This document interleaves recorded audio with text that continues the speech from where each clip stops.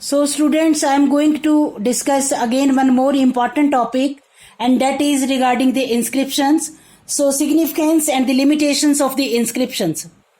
So first of all we will do significances. So significance क्या है? Knowledge about the rulers and their achievements. Rulers के बारे में और उनकी उपलब्धियों के बारे में हमें जानकारी मिलती है. ठीक है.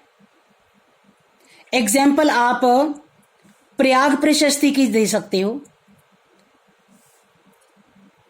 सुदर्शन लेक की दे सकते हो, जो इसी में ही पैसे से सोर्सेस दिए हुए हैं. Sudarshan lake in Gujarat.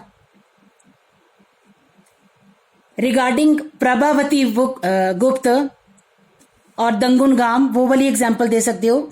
And many other inscriptions.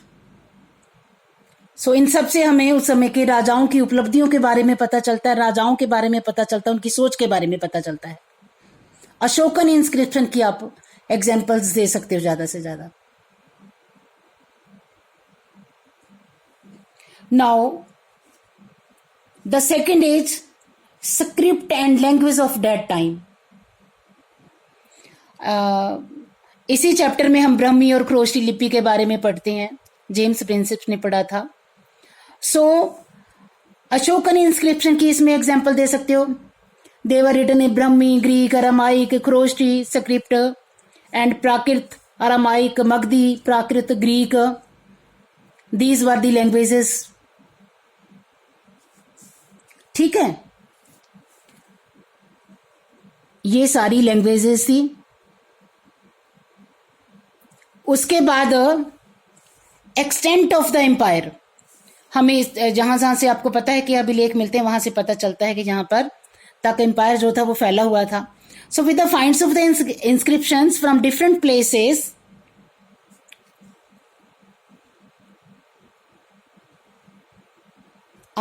we are able to understand the extent of the empire. Now next is land grant and economic system. अब कितने इंस्क्रिप्शंस हैं जो हमें लैंड ग्रांट के बारे में नॉलेज देते हैं.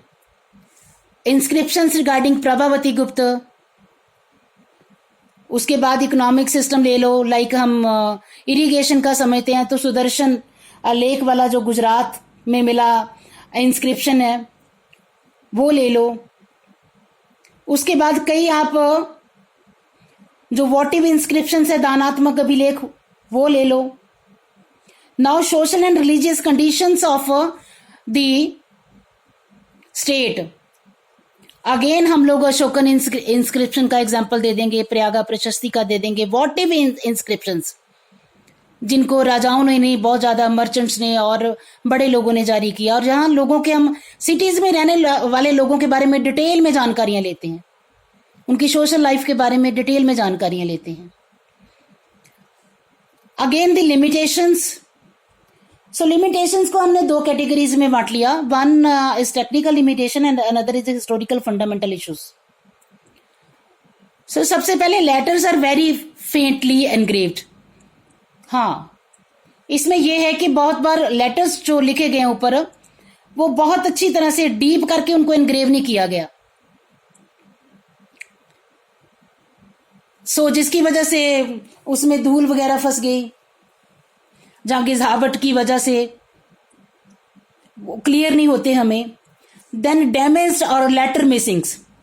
कई तो डैमेज ही हो चुके हैं, कई लेटर मिसिंग हैं. Note sure about the exact meaning of the word. Sometimes, कई बार तो बहुत सारे कुछ वर्ड ऐसे यूज किए गए जिसका एग्जैक्ट मीनिंग पता नहीं चलता है.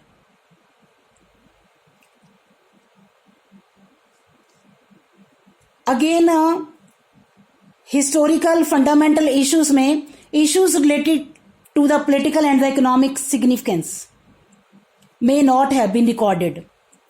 ज्यादा इसमें लोगों की इकोनॉमिक और पॉलिटिकल लाइफ के बारे में ज्यादा कुछ रिकॉर्ड नहीं किया गया. रूटीन एग्रीकल्चर के बारे में कुछ ज्यादा नहीं है. रूटीन एग्रीकल्चर प्रैक्टिसेस क्या थी, life of the common people कैसे थी, उनके दुख उनके सुख के बारे में कोई जानकारियां कम है.